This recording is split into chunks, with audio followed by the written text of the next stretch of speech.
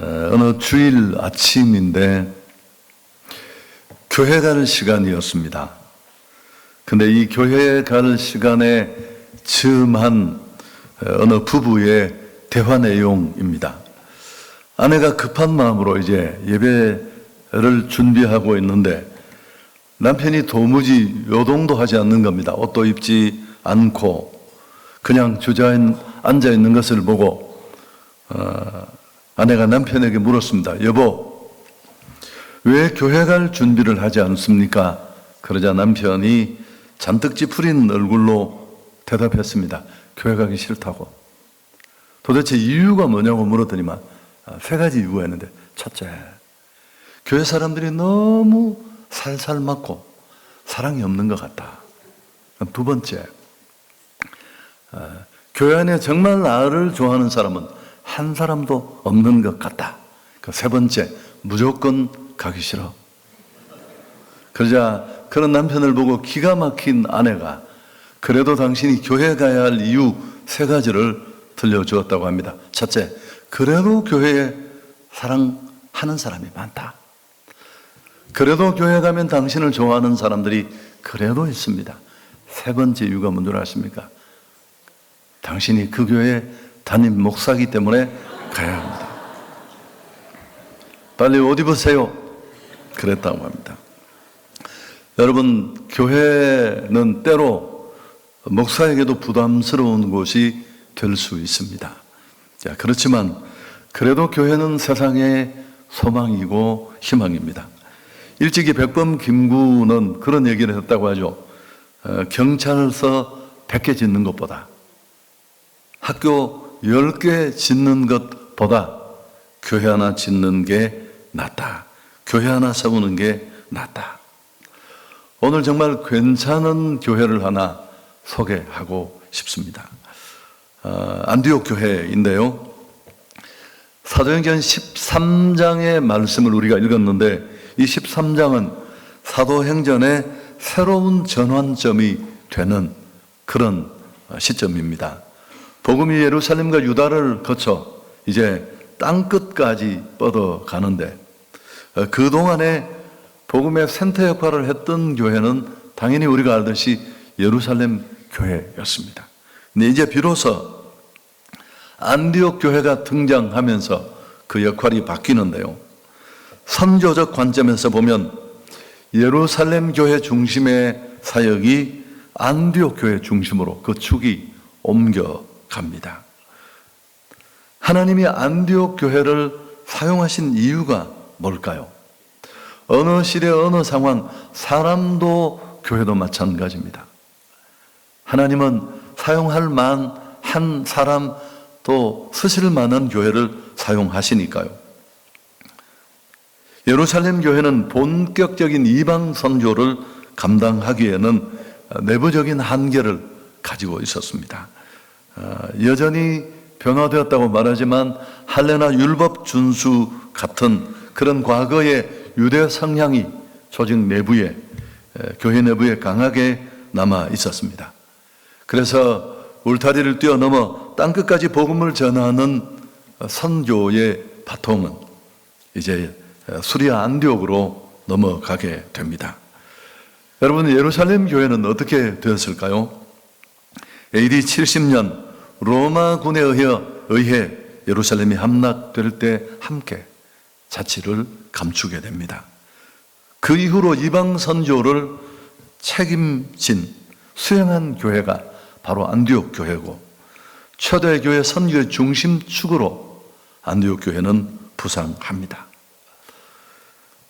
교회가 십자가와 부활의 증인으로서의 사명을 어떤 경우에도 소홀히 해서는 안 된다는 교훈을 우리에게 줍니다.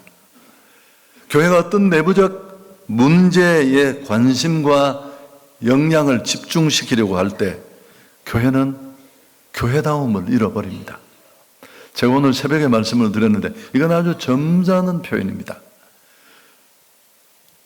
교회에 정말 오늘 기도해 주신 것처럼 선교와 전도는 본질이고 존재의 이유고 정체성인데 생명이 붙어있는 한 해야 할 일인데, 그럼에도 교회가 어떤 내부적인 문제 때문에 그게 어떤 심각한 문제라 할지라도 십자가와 부활의 증인으로서의 사명을 소홀히 한다면 그건 교회가 아닙니다. 교회가 교회다움을 잃어버리면 교회일 수 없습니다. 교회의 본질적 사명은 구원받은 자들이 그 구원을 누리고 감격하는 게 아니라 주님의 선교적 지상명령을 수행하는 데 있기 때문에 그렇습니다. 안디옥 교회는 우리가 꿈꾸는 바로 그 교회입니다. 교회다운 교회, 성경적인 교회. 우리가 걸핏하면 돌아가고 싶고 좌표로 심고 싶어하는 바로 그 교회. 지구상의 모든 교회가 따라 닮아야 할 롤 모델입니다. 이런 표현을 써보면 어떨지 모르겠습니다. 가장 완전한 교회, 이상적 교회. 그래서 오늘 복음을 들고 더 힘있게 일어나길 원하는 우리 교회가 이 정말 교회의 롤 모델이라고 할 수 있는 안디옥 교회를 앞에 두고 오늘 우리의 모습을 비춰보는 그런 시간이 되었으면 좋겠습니다. 참고로 사실 안디옥 교회에 관한 정보는 사도행전 11장에 이미 있고 더 양이 많습니다. 그러나 이 13장은 그런 모든 내용을 함축적으로 보여주는 더 핵심이 들어있어서 제가 이 본문을 정했습니다. 자, 첫 번째, 안디옥 교회는 사람이 말하는 교회가 아니라 성령이 말씀하는 교회였는데, 여러분 1절을 우리가 읽었지만 또 같이 한번 읽으면 좋겠습니다. 안디옥 교회에 선지자들과 교사들이 있으니 곧 바나바와 니게르를 하는 시몬, 구레네 사람 루기오와 분봉왕 헤롯의 동생 마나엔과 및 사울이라. 사실은 이 1절에 나오는 소개되는 사람들은 안디옥 교회를 이끌었던 리더 그룹입니다. 가만히 보면 출신 성분도 인종 배경도 사뭇 다릅니다. 권면의 은사로 뛰어난 바나바, 피부색이 검은 시몬과 또 아프리카 사람 루기오, 왕족인 마나엔, 학문과 신앙이 뛰어난 사도 바울까지 정말 다양한 계층 인종의 사람들이 모였습니다만은, 그렇지만 이 복음 안에서 모두가 하나 되어 아름다운 조화를 이룬 그런 교회였습니다. 예수님의 오심은, 복음은 언제나 이런 결과를 만듭니다. 우리 사이에 그 수많은 인종적, 문화적 장벽과 차별을 깨트립니다. 지극히 너무너무 당연한 건강한 그런 교회의 모습입니다. 어떤 교회에 특정한 계층이 많이 모였다는 걸 자랑하는 경우가 있는데, 제가 구체적으로 얘기를 못해서 죄송합니다만 그건 건강하지 않다는 뜻입니다. 교회는 그 누구든지 그 어떤 계층이든지 갈 수 있어야 되고, 또 그럼에도 불구하고 십자가 아래서 하나 될 수 있어야 합니다. 자, 그런데 이 안디옥 교회를 건강한 교회, 정말 우리가 모델로 삼고 싶은 그런 교회로 만든 결정적인 이유가 2절에 나옵니다. 우리 다시 한번 꼼꼼히 읽으면서 한번 찾아보면 좋겠습니다. 함께 읽습니다. 주를 섬겨 금식할 때 성령이 이르시되 내가 불러 시키는 일을 위하여 바나바와 사울을 따로 세우라. 주를 섬겨 금식할 때에 이 주를 섬긴다는 표현이 좀 곱씹을 필요가 있는데, 사실 이 레이드루 쿤톤이라는 이 헬라어는 우리 번역은 섬김 이런 측면으로 번역이 되었습니다만은 사실은 예배를 말합니다. 예배. 새번역 성경에는 주를 예배하며 금식하고 있을 때 이렇게 번역이 됐고요. 영어 NIV도 역시 마찬가지입니다. 자, 안디옥 교회는 예배를 잘 드리는 교회였습니다. 여러분, 이건 너무너무 중요해요. 또 지금 우리가 많이 쓰는 표현으로 바꾼다면 안디옥 교회는 정말 예배에 진심인 교회였습니다. 아니 교회가 뭐 예배드리지, 맨날 우리가 하는 일이 예배지, 그런 예배가 아니라 그들은 예배에 최선을 다했고 그냥 예배를 드린 게 아니라 하나님 만나는 예배, 성령이 기름 부으시는 예배, 내 안에 절망이 끝나고 새로워지는 그 감동 있는 예배를 그들은 기대했습니다. 그리고 그 기대는 막연한 기대나 갈망으로 끝나는 게 아니라 예배를 어떻게 준비했다고요? 금식하며 예배를 준비했습니다. 주를 섬겨 금식할 때 안디옥 교회 성도들은 예배에 목숨을 걸었다는 뜻입니다. 그건 그들이 그 예배의 가치를 인정하고 알고 있었다는 뜻이기도 합니다. 전 정말 한번 조사해보고 싶어요. 한국 교회에 그 예배의 중요성을 진심으로 알아서 정말 오늘 이 예배가 우리 교회를 살리고 나를 살리고 구원받지 못한 내 형제 자매를 살리는 그런 힘을 얻느냐 못 얻느냐는 관건이라고, 그 예배를 제대로 이해하고 예배에 고민하고 예배를 준비하며 그 일을 위해 금식하는 교회가 얼마나 될까. 여러분, 더 좋은 예배, 하나님이 만나주시는 예배에 대한 안디옥 교회 성도들의 몸부림이 만든 결과입니다. 자, 여러분, 우리 한번 생각해 봅시다. 언제 금식하나요? 저는 40일 이런 걸 못 해봤는데 하여튼 짧은 단기 금식을 많이 했습니다.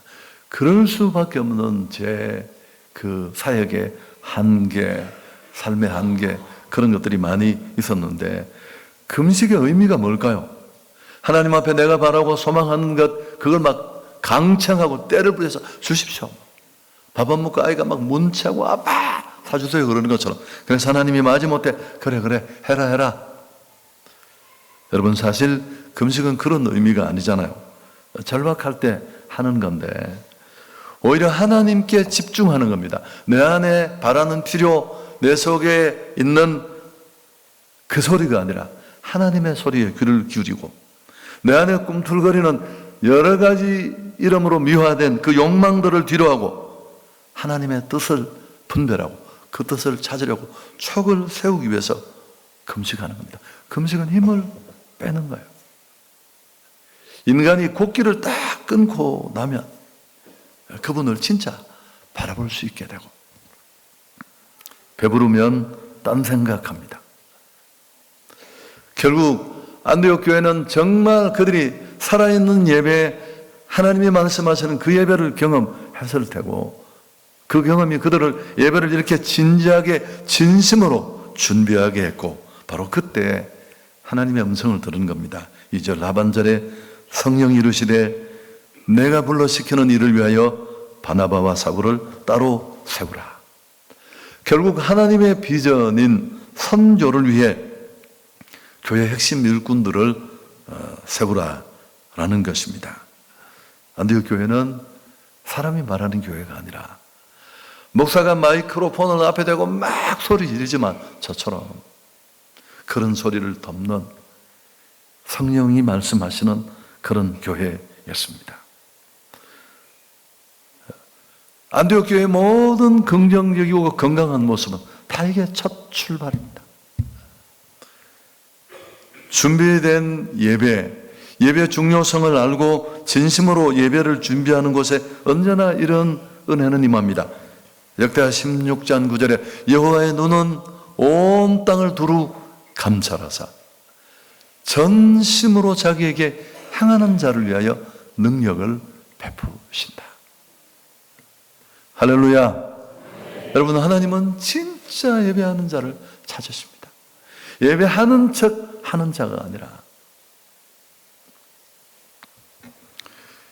예배가 살아나면 놀라운 일들이 일어납니다. 예배가 형식으로 그냥 예배한다는 수준을 뛰어넘어 정말 하나님과 만나는 그런 예배가 되면 늘 듣던 말씀이 새로운 확신으로 다가옵니다. 살아있는 예배를 통해 모든 것이 새로워지고 영육이 깨끗함을 받습니다. 이런 얘기는 좀 조심스럽지만 예배에 정말 성령의 은혜가 임하면 이렇게 말하는 분이 계십니다. 제자훈련 3년이 못한 일을 한 번에 예배가 할 수 있다. 이건 위험한 표현이에요. 그러나 저는 해야 할 필요가 있는 말이라고 생각합니다. 교회에 하나님이 형식적인 예배가 아니라 정말 성령이 기름 부으시는 예배를 경험하고 그 예배의 은혜가 공동체를 덮으면 여러분 이런 감동이 어디 있습니까? 교회 오는 일이 즐겁고 예배가 기다려주고 그 세상에 맛보지 못하는 은혜를 맛본 자들의 발걸음이 가벼워지고 그래서 하나님의 교회가 강력하게 세움을 입고 구원받는 숫자가 날마다 달 줄 믿습니다. 그리고 예배가 성공하면 한번 따라하겠습니다. 예배 성공하면 사람이 변한다. 자, 사람이 잘 변할까요? 안 변할까요? 사람 변합니다. 저를 비롯한 많은 목회자들 중에 상당수는 사람은 안 변해. 사람 변하지 않아. 너무 상처를 많이 받아서. 여러분 아닙니다. 저는 너무너무 많이 받고 제가 변했고 제가 청년 사역을 하면서 장년 사역을 하면서 저 상처를 가지고 온몸이 산산조각이 나서 손으로 만져도 그 악수를 청했는데 그 손은 다 부서지는 거야. 자기가 원래 아프니까. 그래서 미친 듯이 공격하고 지나가는 사람 잡아서 두들겨 패고. 여러분 예수를 만나 복음 안에서 바뀌어지는 일 저는 많이 봤으니까. 저는 이런 표현을 씁니다. 한 사람이 은혜를 딱 받고 나면 이 눈썹의 각도가 이렇게 떨어집니다. 저는 보이스 칼라도 달라지는 거 느끼겠어요. 제가 좀 별난 경향이 있습니다만. 그리고 우리가 잘 끊어내지 못하는 진짜 주인이 바뀌는. 여러분 21세기 우상은 뭘까요? 돈이에요, 돈. 그 어떤 우상이 아니라 하나님은 나의 왕이라고 노래하고 찬양하지만 우리 마음 깊은 곳에 세상에 감동받은 우리 안에 구호가 있습니다. 돈이 있어야 돼. 돈이 모든 것을 할 수 있어. 그렇게 생각하는 사람은 돈을 위해서 어떤 일도 할 수 있죠. 여러분 이 가치가 바뀌는 일은 결코 쉽지 않습니다. 주인 바꾸기. 그래서 예배가 겉돌기 시작하면 다 겉돕니다. 예배가 죽으면 교회도 죽고 나도 정신이 없는데 누구를 살리겠습니까? 선교, 전도, 꿈도 꾸지 못합니다. 제가 지난번 한 10여 년 전에 한번 부흥하실 때도 그런 말씀을 드렸는지 모르겠습니다만 제가 15년 전에 한성교회를 부임했는데 저 교회는 참 좋은 교회입니다. 제가 우리 담임 목사님 만나서 얘기를 나눠보니까 저희 한성교회하고 너무 비슷하고요. 순수하고 교회를 사랑하는 마음들이 너무너무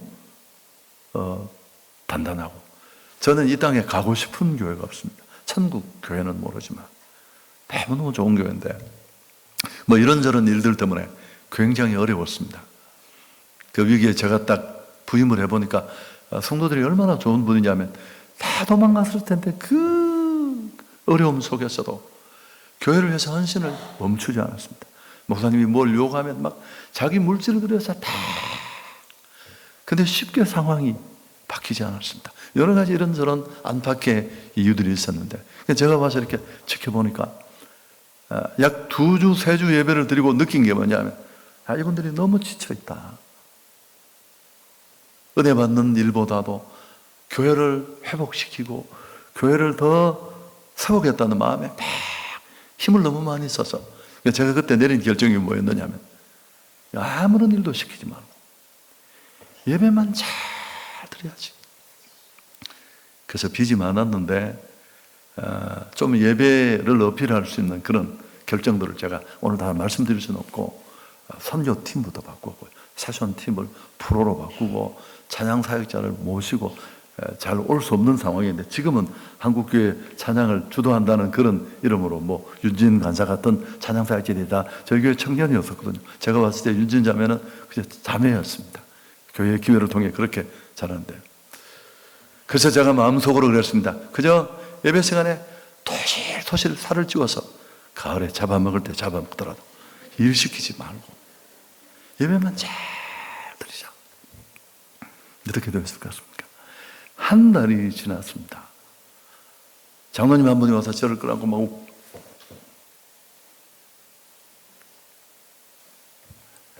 펑펑 울면서, 목사님, 자기 너무너무 좋다고. 바로 앞에 50m 앞에 교회가 있습니다. 통합식 교회가. 알파 코스로 우리 한국의 제일 유명한 교회입니다.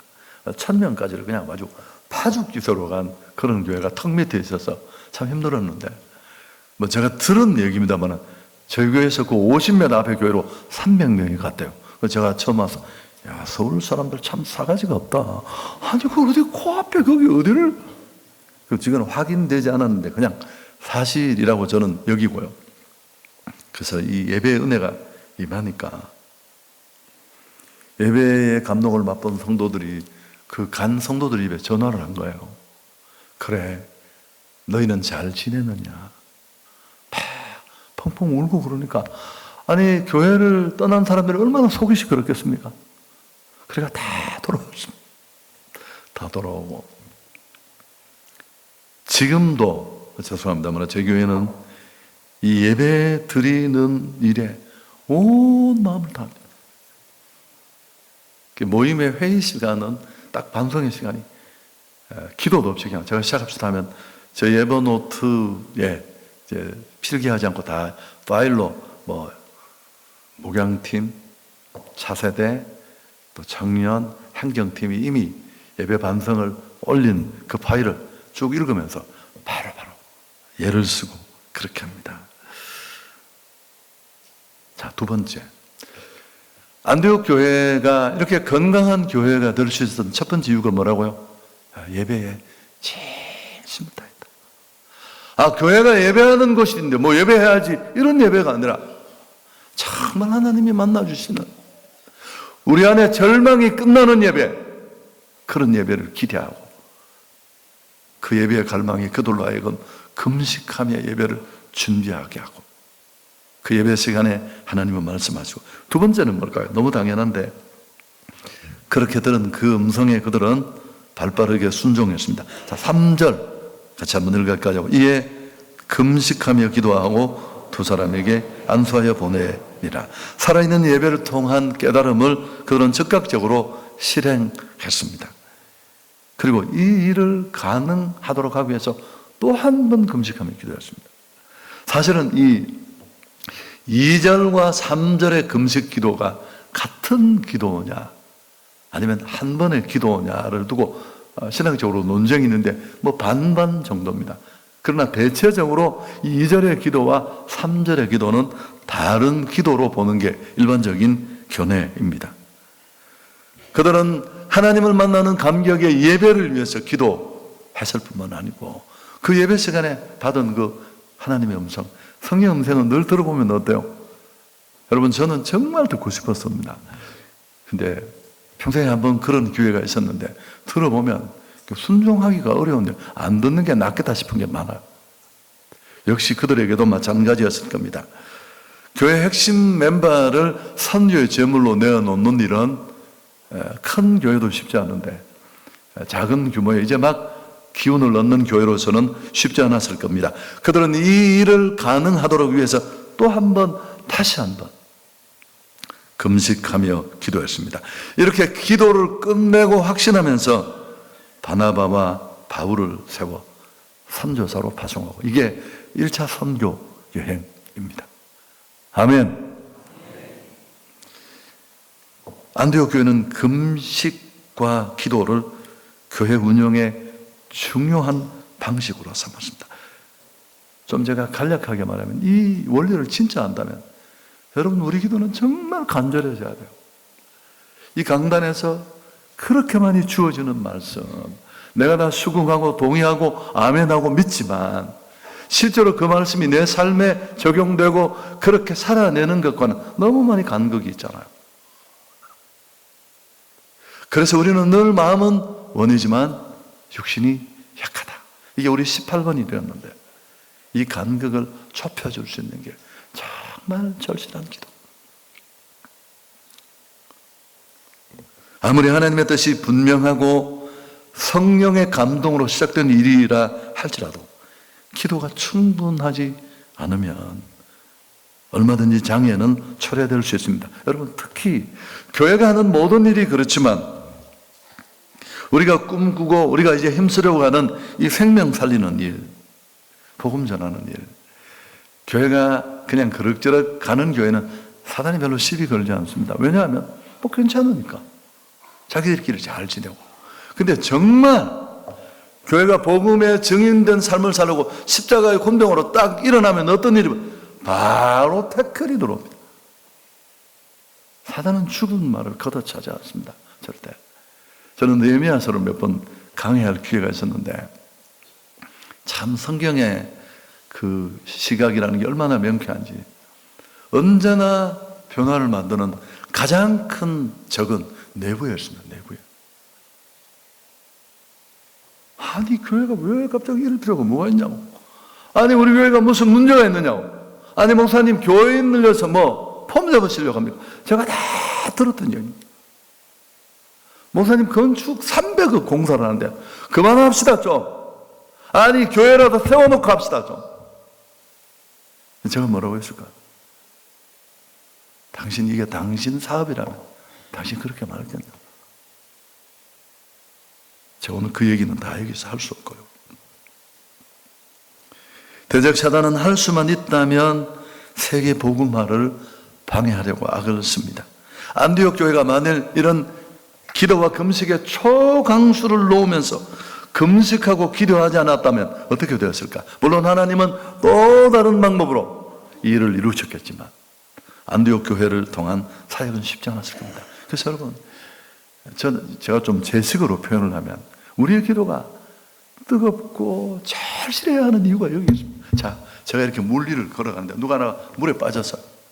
그래서 지푸라기 같은 걸 잡고 이제 5분, 10분도 견딜 수 없어서 누가 하나 지나가면 막 도와달라고 기다리고 있는데 제가 지나가는데 물에 빠진 사람, 살려주세요. 나 못 살려줍니다. 다시 한번 해보시라고. 아, 살려주고 싶습니까, 그게? 여러분, 얼마나 절실함을 가지고.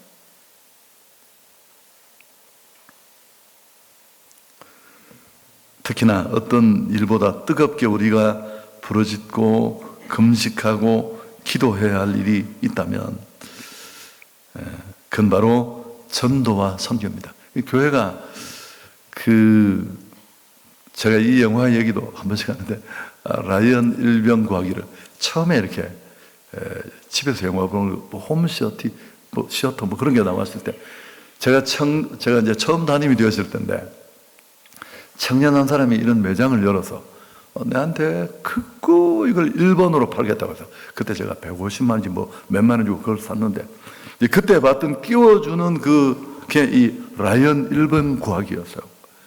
저는 전쟁을 잘 모르지만 그 영화에 그려진 좀 리얼하잖아요. 해안선에 이미 적은 진지를 구축하고 총구만 내놓고 있고 수륙 양육 보트를 타고 막 내리는데 그 영화의 장면을 보면 해안선에 피가 가득해요. 너무 많이 죽는데 그 전에 어떤 일이 벌어집니까? 공군이 지원 사격을 하잖아. 거의 1m 간격으로 폭탄을 팍.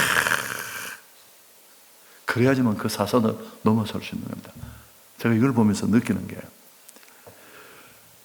이 세상 신이 믿지 않는 자들의 마음과 생각을 붙잡고 오감을 완전히 꽁꽁 메어서 정말 죄를 끊어내고 복음으로 나오게 하는 일을 철저히 가로막고 있는데 내 친지, 내 가족, 내 남편, 자식들 그 콩깍지를 떼내고 그 결박을 풀고 복음을 들게 하려면 교회는 이 지역과 우리 관계 속에 있는 영혼들을 향해 정말 강력한 기도, 집중적인 기도가 필요한 줄 믿습니다.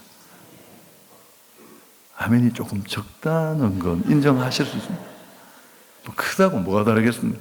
그래도 우리가 물에 빠졌는데 할렐루야. 여러분, 그 저는 제가 이제 나이가 조금 많지는 않지만 그래도 이제 저도 조금 나이가 들었으니까 저는 정말 젊을 때는 죄송합니다. 한 번만 용서해 주십시오. 저는 뜨겁게 기도하지 않는 부격자. 새벽 시간에 내 방으로 다시 봐. 뭐 하는 거냐 도대체. 뭐 하는 거냐 도대체. 당신의 그 성단은 어디에 서겠다는 거냐? 제가 더 심하게 했지만 요새 이런 게 잘 안 통하는 시대여서.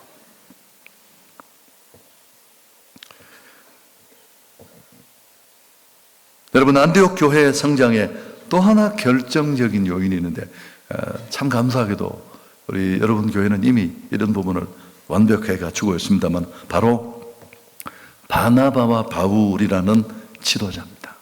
여러분, 이 두 사람이 다 설명할 수 없지만 얼마나 상호 보완적입니까? 초대교회 전체를 대표할 만한 안목과 실력과 역량을 갖춘 리더들이 이 교회를 이끌고 있었습니다. 여러분 아시죠? 교회는 지도자를 넘어서지 못해요. 그가 보는 것, 그가 느끼는 것, 그가 바라보는 것.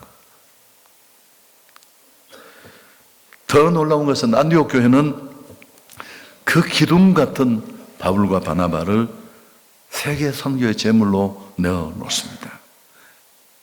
이제 막 일어나는 교회보다 더 큰 하나님의 나라와 선교를 위해서 소중한 보물을, 여기서도 우리가 교훈을 얻는데 선교는 사실 전도보다 선교가 더 의미가 있어요. 이걸 구분하지 않아도 되지만 사실 전도는 오해가 있습니다. 목사님이 막 교회를 키워서 무슨 본인이 폼을 잡고 입지를 넓히고 이런 오해가 있거든요. 근데 선교는 그런 게 없잖아요.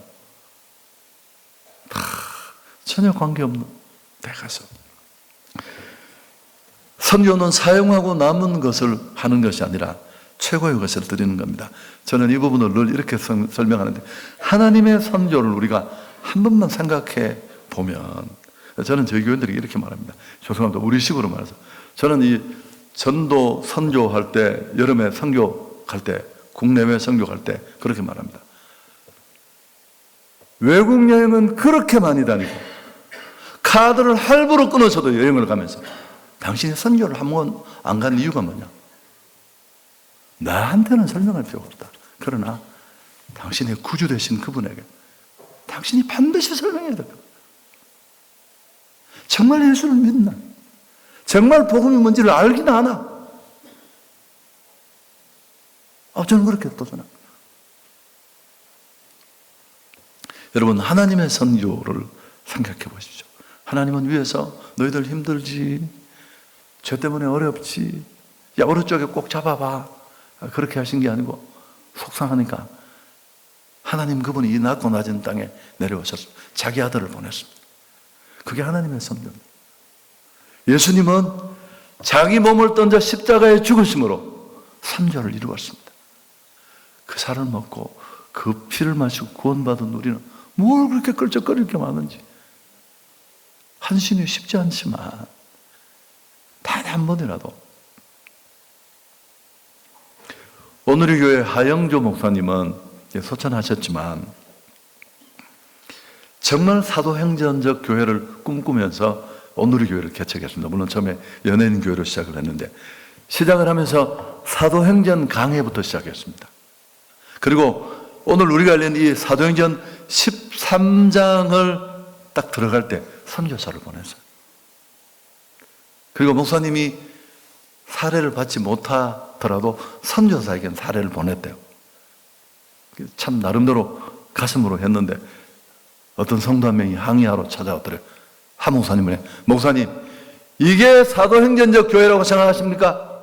아닙니다. 이건 사도행전적 교회는 담임 목사가 선교사로 가는 겁니다. 이거 좀 우스운 이야기인데요.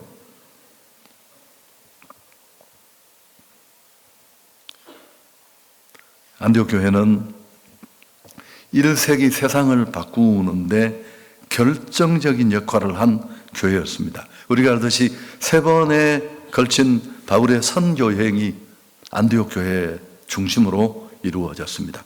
세계를 복음화하고 세상을 변화시키는 베이스 캠프가 되었고요. 이 한 가지만으로도 규모나 크기를 떠나서 안디옥 교회는 모든 교회 모델이 되고 귀감이 되어야 합니다.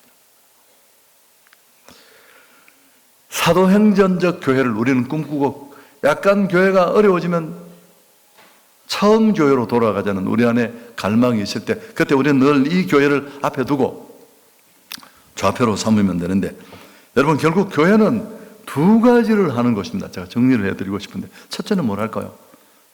구원받은 자들이 모여서 날 구원하신 하나님을 예배하는 것입니다. 아멘. 가장 소중한 가치를 담아 나를 구원하신 그 하나님께 진심의 예배를 드리는 교회. 이게 교회의 첫 번째 존재 이유고요. 두 번째는 뭘까요? 이게 끝이 아니에요. 그렇게 드리는 그 예배 시간에 만나주시고 은혜 주시고 우리를 부르시고 보내시는 이 성령의 음성을 듣고 두 번째 그 예배 시간에 받은 은혜와 감동으로 선교하는 것이 교회인 줄 믿습니다. 첫 번째도 쉽지 않지만 이 두 번째를 모르는 교회가 많아요. 이게 프로그램인 줄 알아요. 여러분 존 파이퍼의 책은 참 대단한 사람인데 존 파이퍼는 이렇게 말합니다. 자칫 들으면 오해할 수 있는데 선교의 목적이 예배라고 말합니다. 처음 들어보셨을까요? 원래 하나님을 예배하도록 하나님의 형상대로 지음받은 인간이 죄가 들어오면서 엉뚱한데 코박고 절하는 그들에게 아니야 너희들이 정말 예배 드려야 될 분은 하나님이야. 이걸 가르쳐주는 게 선교라는 겁니다. 그래서 선교의 목적은 예배에 있다라는 거예요. 주일 예배를 잘 드린 성도라면 교회 밖에서 선교적 삶을 살아야 됩니다. 제가 드렸던 표현대로 하면 선교적 제자로. 이런 새생명 축제 때만 영혼을 생각하는 게 전도를 못하더라도 버스를 타고 가도 이분들은 다 예수를 믿을까? 여러분 참 고민이 많아요. 제가 올림픽 대로 옆에 무슨 길이죠?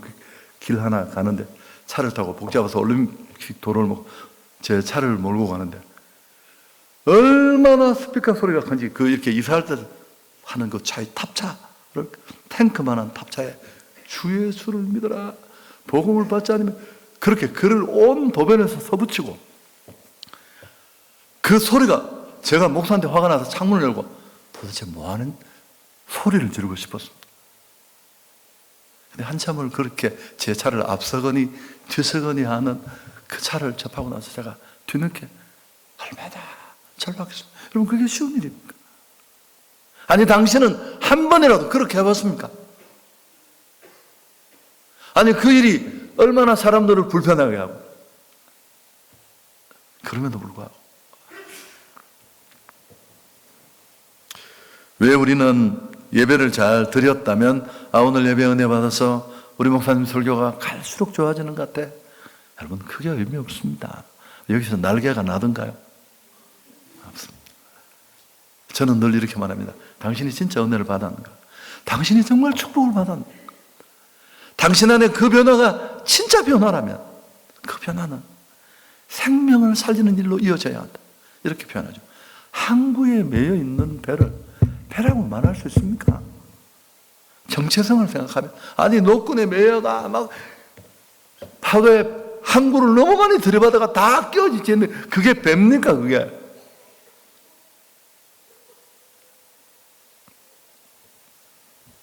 왜 우리 모두는 그렇게 살아야 되느냐면 우리는 세상에 파송된 선교사입니다. 애초부터 우리를 부르신 이유가 뭘까요? 부르심만 아는데 보내심이 있는 줄 믿습니다. 아멘. 우리를 보내시려고 부르신 거예요. 그래서 실제로 복음을 전하는 선교적 삶을 살아야 하고 시간, 은사, 물질. 자, 다시 한번 정리를 하면 예배에 다 집중해야 합니다. 예배. 저는 1월 첫 주에 예배 이야기를 늘 하는데 이 본문으로 설교를 벌써 10번 정도 한 것 같아요. 7번 정도는 조금 중심이 다르지만, 지난해 2년 전인가 이 설교를 하면서 그래, 언젠가 한번 우리도 내 자식, 내 남편 이런 거 아니라 정말 예배만 위해서 나부터 우리 성도 전체가 주일 하루만이라도 금식하고 한번 예배를 드려보자. 그걸 못 지켰는데 제가 그게 지난주에 생각이 나서요. 제가 행정실에 저희 11월 첫 주가 저희 창립 기념 주일인데 51주년. 그래서 우리 그 주간에 원하는 사람들이 다 광고를 해서 다른 목적 아무것도 없이 정말 하나님이 이 예배의 은혜를 기대합니다. 나를 만나주시고 나를 만져주십시오. 그런 마음으로 한번 준비하기로. 교회도 개인도 목회자도 성도도 다 철저히 금식하며, 할렐루야. 그리고 그 은혜, 깨달음, 도전을 가지고 여러분 선교지에 한 번이라도 가보면, 저는 이렇게 말합니다. 선교지를 한 번만 가보면 그 주님 마음과 내 마음 사이에 있었던 그 간극이 바로 좁혀집니다. 선교사가 못되고 영혼을 못 구원하더라도 선교를 절대 반대하지 않고요. 제가 청년들을 지도하던 시기에 청년부가 좀 많이 부흥도 되고 해서 이제 처음으로 단기 선교를 필리핀으로 떠났는데 24명 이들이 다 목회자가 되었고요. 지난 이제 명절에도 와서 스승의 날 노래도 불러주고, 난 너무 고맙죠. 그런 친구들인데 24명을 데리고 필리핀으로 갔습니다. 10일간 선교를 하면서 제가 떠날 때 제 기도 제목이 뭐였느냐면, 오래전에 이야기지만 하나님 여행이 되지 않게 주십시오. 그런 조바심을 가지고 떠났는데 이제 토요일 날 돌아오는 금요일이었는데 이제 같이 기도회를 하면서 마지막 예배를 드렸는데 24명이 여권을 다 가지고 왔습니다. 막 울면서 우리 여기 남겠다고. 목사님 먼저 가시라고. 제가 너무 놀라서, 그래 고맙다. 내가 너의 진심을 잘 알겠는데 돌아가서 정말 그 눈에 눈물이 마르고 나면, 경산중앙교회 담임하는 김종훈 목사 다 거기 있었던 친구들이죠. 또 산서울교회 지금 다 목회자들이 있었는데, 또 제가 장로님들 모시고 경산중앙교회 섬기 시절에도 몽골을 갔는데, 역시 처음 선교사님을 모셔오려고 갔을 때도 비슷한 걱정을 했습니다. 2주간 있는 동안에 하나님, 다른 사람도 여러분 꼭 기회를 만들어 선교지에 한번 갈 수 있기를 축복합니다. 혹시 아멘이라도 했다가 귀신이 들어와서 갈까봐 아멘, 죄송합니다. 그냥 해보. 할렐루야. 제가 이 얘기하고 설교 마치겠습니다. 저희 교회 뒤에 조금 더 있습니다. 한 5분. 우리 장로님 한 분이 계신데 은퇴하셨습니다. 여러분 유성기업이라고 아시잖아요. 유성기업 자동차 부품으로 우리나라에서 제일 큰 기업이고, 우리 장로님이 부사장이셨는데 그 마지막에 노사 문제 이런 거 걸려서 직장 폐쇄하고 대단했습니다. 바로 옆방에서 전무가 맞아가지고 그냥 눈이 빠지고 그 옆에서 막 벌벌 떨면서 우리 장로님 있는 교회까지, 우리 교회까지 와서 막 데모를 하고 그랬는데, 이분이 실형을 받아야 될 입장이어서 할 수 있는 일이 아무것도 없었어요. 그래서 저는 서울 한성교회 와서 제가 놀란 일 중에 하나가 뭐냐면, 저는 담임 목회를 13년부터는 처음이에요. 서울에서는. 제가 대구에서 12년 담임을 하다가 참 대구에서 올라왔기 때문에. 근데 13년이 되면서 제가 사람이 본질을 붙잡고 10년, 13년을 가면 어떤 일이 일어나는가를 지금 경험하는데, 제 과장 절대 아닙니다. 저는 거의 뒤로 빠져 있는데 저희 정말 열심히 하고요. 우리 전도팀 목사님이 딱 구미에서 부임을 하더니 자기 이해가 안 됩니다. 저희 마을마다 70인 전도대라는 특수 전도대가 있는데 4, 5년 전에 마을에서 마을 전도대를 만들어 달래요. 그래서 내가 뭐 나쁘겠냐, 그럼 마을에도 전도하라. 여러분 10개 마을에 마을마다 그 거점이 마련되고 전도를 하는데 상상을 초월합니다. 밤낮도 없고요. 멈추지도 않고. 이번에도 선교를 가는데 6번을 간 분이 계십니다. 남편은 외국 회사에 다니는데 돈을 벌어서 아내에게 주고, 아내가 실컷 주를 위해 막 가더라고. 우리 그 홀리킥이라는 장애분을 두 분이 섬기면서 막 하는 분인데, 이제 제가 그 이른바 우리가 외국으로 가는 선교는 제가 많이 가봤는데 여러 번 동참도 했고 그랬는데, 사실 저는 국내 선교는 그렇게 인식이 제가 좀 부족했습니다. 그게 무슨 그게 그냥 가는 거지 싶었는데, 저희는 정말 국내 선교를 또 재미있게 합니다. 우리 장로님은 대구에 가서, 대구 제가 있는 곳에, 사실 저희 어머님 교회입니다. 제가 그 너무 감사해서 은혜를 갚는다고 한 200~300명 되는 교회인데 저희가 선교팀이 가요. 우리 장로님이 거기 몇 번을 가셨어요. 이번에 이 일을 두고도 3년, 2년 전입니다. 너희는 먼저 그의 나라와 그의 의를 구하라. 목사님, 내가 할 수 있는 일은 아무것도 없고. 갔다 오셨어요.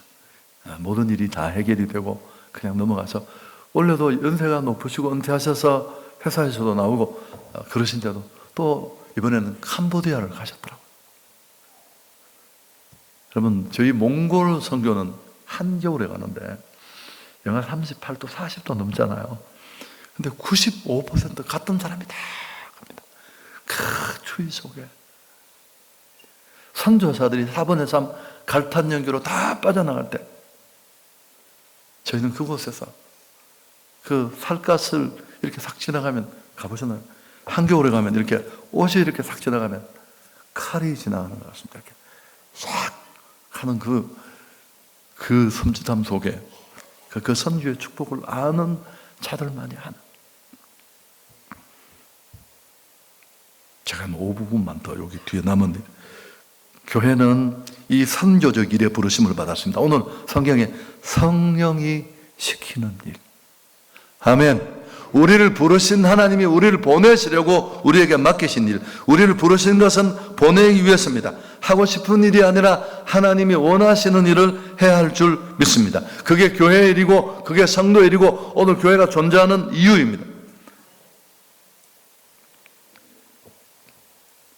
여러분, 이 글은 제가 너무너무 좋아하는 건데, 장그르니의 글인데, 이번 이 부흥의 주제와도 맞습니다. 같이 한번 읽을까요? 사람이 하고 싶은 일을 할 때보다 해야 할 일을 할 때 더 행복하다. 죄송합니다. 저희 한성교회는 이 행복 하나로 같이 한번 야유회 가본 적 없고, 같이 한번 친목해 본 적 없고, 같이 한번 성경 퀴즈 해본 적 없지만 선교지를 함께 누리고 영혼 때문에 함께 운 그 전후에 그걸로 문제가 많지만, 언제나 문제는 제게 있지만 21세기 사도행전적 교회를 꿈꾸는 우리 인천 제2교회가 이런 은혜를 꼭 누릴 수 있기를 축복합니다. 좋으신 하나님께 영광을 돌리겠습니다.